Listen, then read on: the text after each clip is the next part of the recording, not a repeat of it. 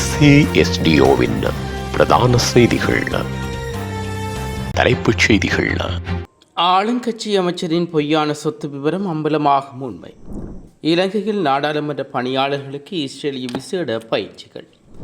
பரிதாபமாக உயிரிழந்த 21 வயது இளைஞர். 73 கோடிக்கு மேல் வாடகையாக செலுத்திய போலீஸ் திணைக்களம். ஐநாவில் அனுர அரசுக்கு அதிர்ச்சி கொடுத்த சீனா. தங்கம் விலை 83,000 கடந்து புதிய உச்சம். ஒரே நாளில் பவுனுக்கு 1,120 ரூபாய் அதிகரிப்பு. தொடர்பன விரிவான செய்திகள். தாயக செய்திகள். தனது சொத்து தொடர்பில் ஆளுங்கட்சி அமைச்சர் ஒருவர் பொய் கூறியிருப்பதாக நாடாளுமன்ற உறுப்பினர் திலித் ஜேவீர தெரிவித்துள்ளார். ஜாப்பகீவா தொகுதியில் மாலிய பிரிவில் சர்வசபை அமைக்கும் நிகழ்வில் கலந்து கொண்டு கருத்து வெளியிடும் போதே அவர் மேற்கண்டவாறு குறிப்பிட்டுள்ளார். மேலும் அவர் கூறுகையில், நானும் கோட்டை பகுதியில் வசிக்கிறேன். கோவிட் காலத்தில் எனது நிலத்துக்கு அருகில் ஒரு சிறிய நிலத்தை வாங்கினேன். அந்த நிலத்தில் ஒரு பேஜ் 4 மில்லியன் ரூபாய் ஆகும். அந்த நிலத்துக்கு அருகாமையில் உள்ள நிலத்தை தற்போதைய அரசாங்கத்தின் அமைச்சரிடம் வாங்கியுள்ளார். அவர் அதன் விலையை போச்சுக்கு 3 லட்சம் என்று அறிக்கைப்படுத்தியுள்ளார். இந்த பொய்யான அறிக்கையை வைத்து அவரை சிறைக்கு அனுப்ப முடியும். ஊழலுக்கு எதிராக உண்மையாக போராடக்கூடிய ஒரு அரசியல்வாதிகள் இயக்கம் நாட்டுக்கு தேவை. சர்வதேச அதிகாரமே அந்த இயக்கமாகும் என்றும் தெரிவித்துள்ளார். இலங்கையின் நாடாளுமன்ற பணியாளர்களுக்கு இஸ்ரேலிய விசேட பயிற்சிகளை பெற்றுக் கொடுப்பது தொடர்பில் கவனம் செலுத்தப்பட்டுள்ளது. அதன் பிரகாரம் இலங்கையின் நாடாளுமன்ற பணியாளர்களுக்கு தொகுதி வாரியாக இஸ்ரேலுக்கு அனுப்பப்பட்டு குறுகிய காலத்தில் விசேட பயிற்சிகள் பெற்றுக்கொள்ள உள்ளார்கள். வெகு விரைவில் இது தொடர்பான இருதரப்பு கலந்துரையாடல்கள் மேற்கொள்ளப்பட உள்ளதுடன் இலங்கை இஸ்ரேல் நட்புறவை வலுப்படுத்தும் வகையில் இந்த செயற்பாடுகள் மேற்கொள்ளப்பட உள்ளது. குறித்த பயிற்சிகள் தொடர்பான கலந்துரையாடல் ஒன்று அண்மையில் இடம்பெற்ற இஸ்ரேல் இலங்கை நாடாளுமன்ற நட்புறவு சங்கத்தை கூட்டத்தொடரின் போது இடம்பெற்றுள்ளது. குறித்த கலந்துரையாடலின் போது இஸ்ரேல் இலங்கை நட்புறவு சங்கத்தின் தலைவர் டீசகம் இலகு மற்றும் அந்நாட்டின் வெளிவிவகார அமைச்சின் அதிகாரிகள் உட்பட பலர் கலந்து கொண்டமை குறிப்பிடத்தக்கது. நுவரெலியா மோட்டார் சைக்கிள் மீது லோரி மோதி இடம்பெற்ற விபத்தில் இளைஞர் ஒருவர் உயிரிழந்துள்ளார். நேற்றிரவு உப்புச்சலாவை நுவரெலியா பிரதான வீதியில் எமேலியா சந்தியில் குறித்த விபத்து இடம்பெற்றுள்ளது.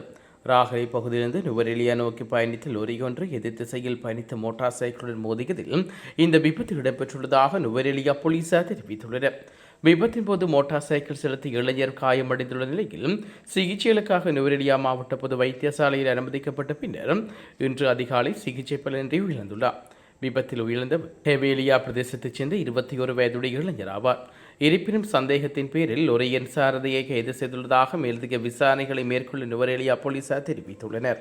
தேசிய கணக்காய்வு அலுவலகம் சமீபத்தில் வெளியிட்டுள்ள கணக்காய்வு அறிக்கையில் இலங்கை போலீஸ் கடந்த ஆண்டில் வாடகை அடிப்படையில் கையகப்படுத்தப்பட்ட 331 கட்டிடங்களுக்கு மொத்தமாக 73,80,673 ரூபாய் வாடகையாக செலுத்தியுள்ளதாக தெரிய வந்துள்ளது. இலங்கை போலீசின் சட்டவிரோத சொத்துக்கள் புலனாய்வு பிரிவு, பயங்கரவாத எதிர்ப்பு மற்றும் விசாரணை பிரிவு, மனித கடத்தல் எதிர்ப்பு மற்றும் கடல்சார் பாதுகாப்பு பிரிவு மற்றும் கொலை மற்றும் ஒழுங்கமைக்கப்பட்ட குற்றப்புலனாய்வு பிரிவு ஆகியவை கொழும்பு 5 உள்ள ஒரு தனியார் நிறுவனத்துக்கு சொந்தமான கட்டிடத்தில் பராமரிக்கப்படுகின்றன. இதற்காக அந்த கட்டிடத்துக்கு 1,04,00,000 ரூபாய் மாத வாடகை செலுத்தப்படுகிறது. மேலும் முன்னைய ஆண்டில் கட்டிடத்துக்கு செலுத்தப்பட்ட வாடகை 12,48,00,000 ரூபாய் ஆகும். கிராண்ட் பாஸ் போலீஸ் 1931 தொடக்கம் வாடகைக்கு விடப்பட்ட ஒரு கட்டடத்தில் செயற்பட்டு வருகிறது. மேலும் அதற்கு முன்னைய ஆண்டில் 42,70,000 ரூபாய் கட்டட வாடகை செலுத்தப்பட உள்ளது. இந்த போலீஸ் நிலையம் சுமார் 100 ஆண்டுகளாக வாடகைக்கு விடப்பட்ட ஒரு கட்டடத்தில் செயற்பட்டு வருகிறது. 80 போலீஸ் அலுவலகங்கள், 121 போலீஸ் நிலையங்கள், 15 போலீஸ் புறக்காவல் நிலையங்கள், 106 அதிகாரிகள் மற்றும் படையினரின் குடியிருப்புகள் மற்றும் 9 களஞ்சிய சாலைகள் இயக்குவதற்கான இலங்கை போலீஸ் 331 கட்டிடங்களை குத்தகைக்கு எடுத்துள்ளது. இந்த தகவலை 2024 ஆண்டுக்கான இலங்கை போலீஸ் தொடர்பாக வெளியிடப்பட்டுள்ள செயற்திறன் அறிக்கையில் இணைக்கப்பட்டுள்ள கணக்காய்வு அறிக்கையில் சேர்க்கப்பட்டுள்ளது. இந்தியாவையும் சீனாவையும் கையாள்வதில் அனுர அரசாங்கத்துக்கு தொடர்ந்தும் சவால் உள்ளது என்று கனடாவில் உள்ள அரசியல் ஆய்வாளர் நேரு குணரட்னம் தெரிவித்துள்ளார். இங்கு தொடர்ந்து கருத்து தெரிவித்துள்ள அவர், ஜெனீவாவில் மனித உரிமைகள் கூட்டத்தொடரில் ஆரம்பமான முதல் நாளிலேயே இலங்கை தொடர்பான அறிக்கை ஒன்று வெளியானது. அதனைத் தொடர்ந்து அது தொடர்பில் பேசுவதற்காக நேதம் ஒதுக்கப்பட்டது. 43 நாடுகள் பேசுவதற்காக பதிவு செய்தன. அதில் 33 நாடுகள் தான் பேசின. ஆனால் சீனா இந்த விடயம் தொடர்பில் பேசவில்லை என்று குறிப்பிட்டுள்ளார்.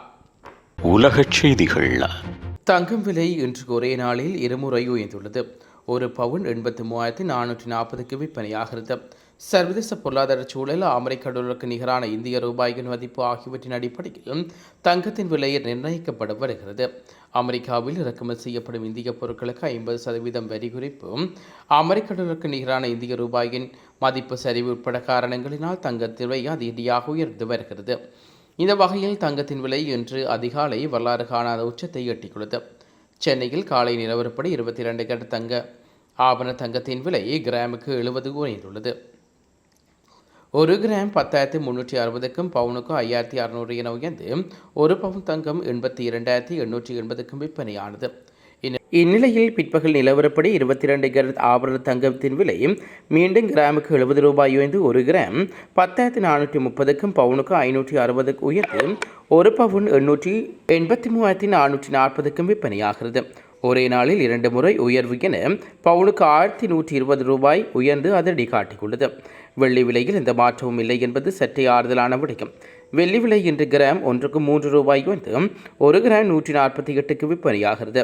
காட்டி வெள்ளி கிலோவுக்கு 3000 உயர்ந்து 1,48,000க்கு விற்பனையாகிறது. பண்டிகை காலம் தொடக்க நாளிலேயே இன்று நவராத்திரி பண்டிகை முதல் நாளிலேயே இன்று முதல் தீபாவளி வரையிலும் இந்தியாவின் பண்டிகைக்கு பஞ்சமே இல்லை. தீபாவளி முடிந்ததுமே திருமண முகூர்த்த காலம் தொடங்கும். வழக்கமாகவே பண்டிகை சுப முகூர்த்த காலங்களில் தங்கத்தின் விலை சற்றே உயர்வதுண்டு.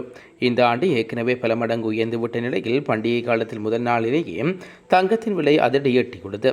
இந்த ஆண்டு இறுதிக்குள் 1 பவுன் தங்க நகை செய்கூலி சேராதமில்லாமலேயே 1 லட்சத்தை தொட்டாலும் ஆச்சரியப்படுவதற்கில்லை என்று நகை வியாபாரிகள் தரப்பில் கூறப்படுகிறது. மீண்டும் தலைப்புச் செய்திகள். ஆளுங்கட்சி அமைச்சரின் பொய்யான சொத்து விவரம் அம்பலமாகும் உண்மை. இலங்கையில் நாடாளுமன்ற பணியாளர்களுக்கு இஸ்ரேலிய விசேட பயிற்சிகள். பரிதாபமாக உயிரிழந்த 21 வயது இளைஞர். 73 கோடிக்கு மேல் வாடகையாக செலுத்திய போலீஸ் திணைக்களம். ஐநாவில் அனுர அரசுக்கு அதிர்ச்சி கொடுத்த சீனா. தங்கம் விலை 83,000 கடந்து புதிய உச்சம். ஒரே நாளில் பவுனுக்கு 1,120 ரூபாய் அதிகரிப்பு.